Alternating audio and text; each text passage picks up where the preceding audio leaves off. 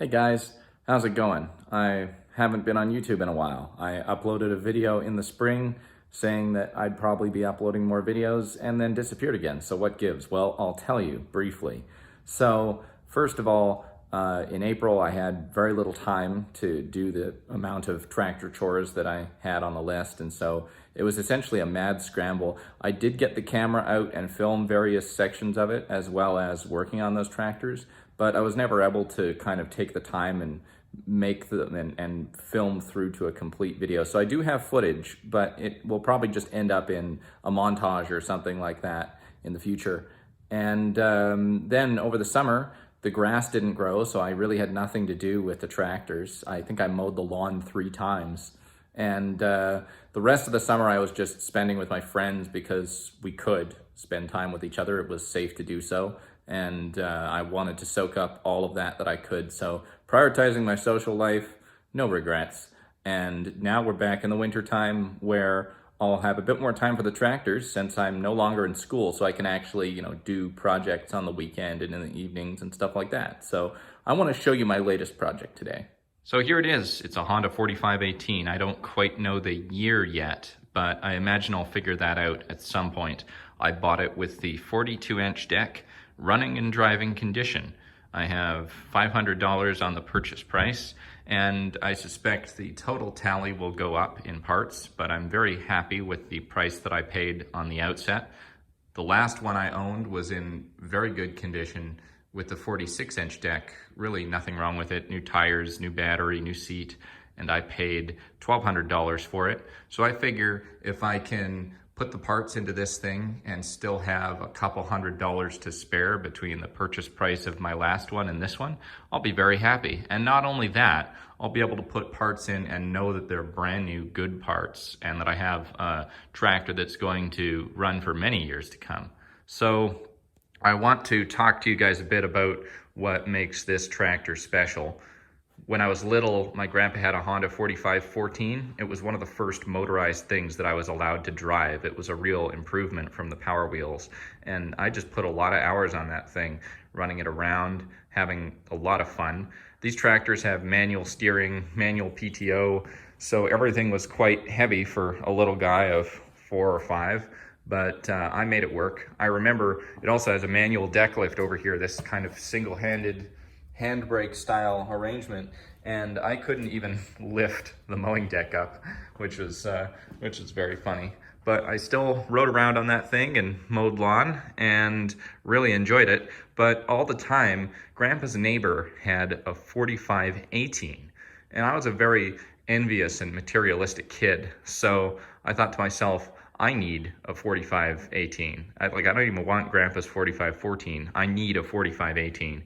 So years ago I bought one. I ended up selling it just because it wasn't terribly practical. It was kind of slow to mow the lawn. We have lots of tight turns and everything. Our lawn really doesn't have a straight line in it. And so that meant manual steering was cumbersome.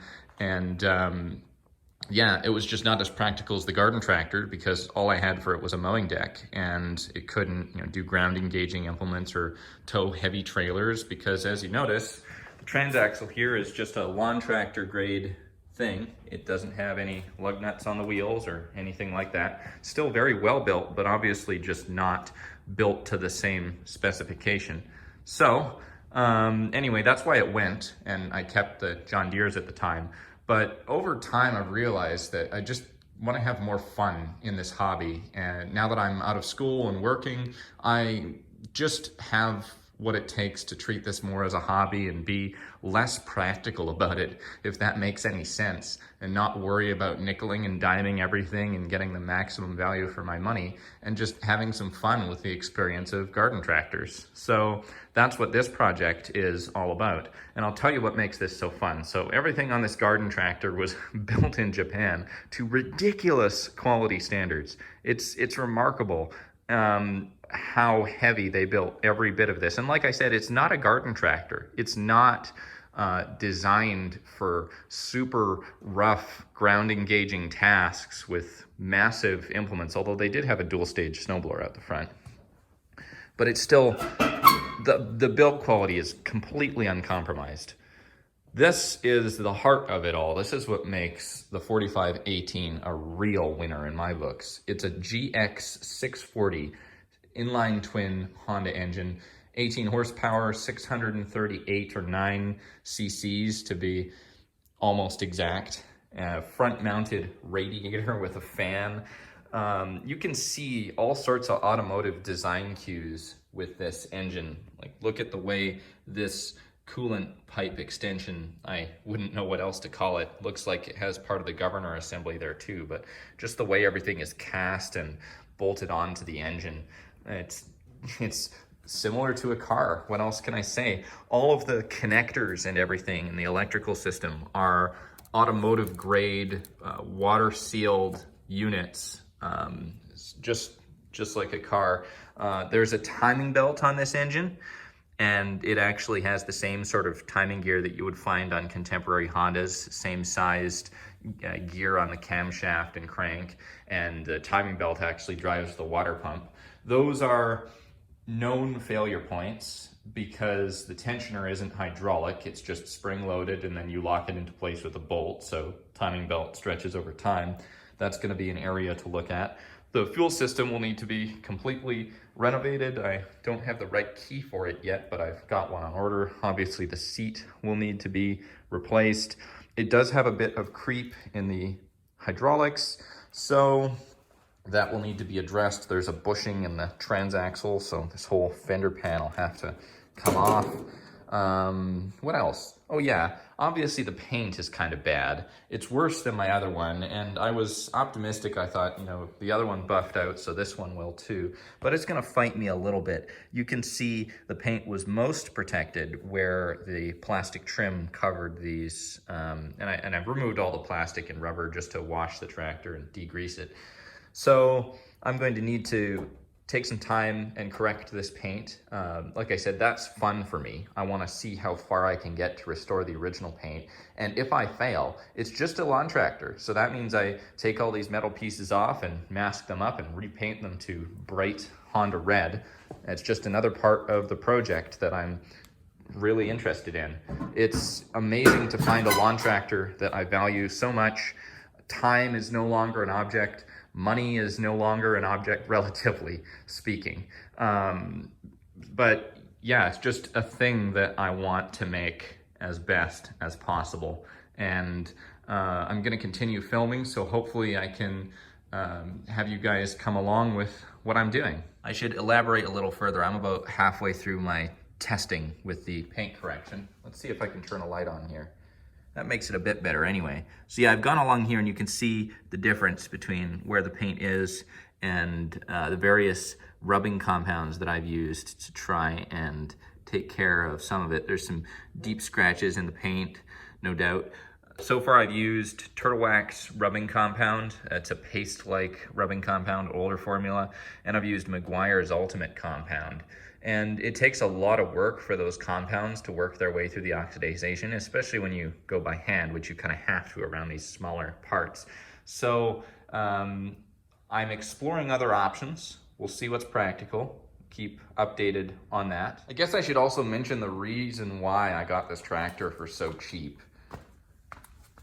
This is one of the Mowing Deck spindle shafts, and the blade bolts, this is the bottom of the shaft, it goes through the Mowing Deck like this.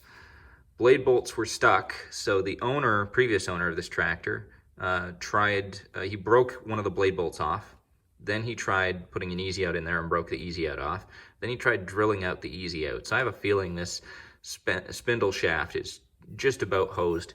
And that means that I have to get a new one, but new ones are no longer available from Honda. So there were a couple options I explored. One of them I didn't really know at the time, but you can actually buy a different Honda spindle shaft and simply cut, I think it's this spline, you cut a bit off this spline because it's a longer spline, but the rest of the dimensions are the same, so it'll work. But what I did was I just got lucky and I found a used part in good condition from a reputable eBay seller, and that's on its way. And if I feel like it, if my friends with actual machine shop tools are up to the task, I can beg and borrow some of their time and just see if I can rescue this, because it's a valuable part. I might need it in the future. I think all the rest of the parts are there, except for the blades, which also need to be replaced. So I reckon I'll need to spend most of the initial money on the mowing deck to get this thing up and running. This is the mowing deck. It's in very okay condition, so no rust holes. In some cases, the paint, I'm sure, will even shine up. I think it's missing one of the guards, might be missing a couple other miscellaneous parts, yeah, like this gauge wheel too. But all of this can be solved. I don't want to have to pay eBay prices for one of these gauge wheels, so I'll see what I can do to find one that's close at least, and won't take much to make some flat stock there with some holes in it and replace that gauge wheel. Great that this mowing deck has gauge wheels on all four sides. These always cut really well. And you can see the damage there. This bearing assembly, I think I'll have to take that to either one of my friend's shops or a professional shop and get that pressed out. So I've got to put new bearings in there. I might put new bearings in the other ones. I just haven't decided yet. I think that it's important to just do the one first, probably, and get the mowing deck working and then kind of follow up from there. Because aside from some belt related noise, these bearings feel okay. You know, they're not super growly, although, hey, new bearings would be nice, wouldn't it? So I'm gonna leave the video there for now, just kind of a short introduction to the project. And I've got a shop manual on the way that will tell me everything that I need to actually fix this machine, because it's important to follow exact processes when you have this level of complicated Japanese engineering. And I've also got a local Honda dealer who is pretty reputable and more than happy to get me parts. So that will help during this process as well. Use the shop manual as a guide and parts diagrams and everything, and just get to work on this thing as the winter progresses. Thanks for watching.